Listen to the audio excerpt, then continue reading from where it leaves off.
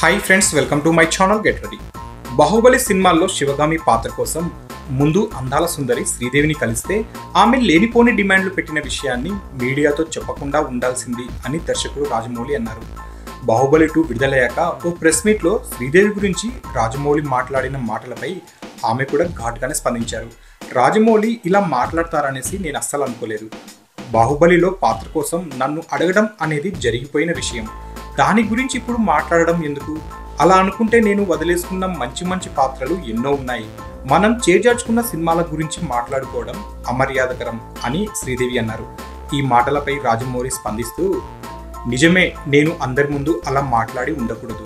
ఈ తప్పు చేసినందుకు పశ్చాత్తాపం చెందుతున్నాను. శ్రీదేవి అంటే నాకు చాలా గౌరవం.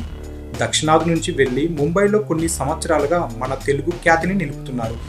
ఆమె మామ్ సినిమా మంచి విజయం సాధించాలని కోరుకుంటున్నాను అని అన్నారు రాజమౌళి గారు. సో ఫ్రెండ్స్, మీకు ఈ వీడియో నచ్చితే లైక్ చేయండి, షేర్ చేయండి, సబ్స్క్రైబ్ చేయడం మర్చిపోవద్దు.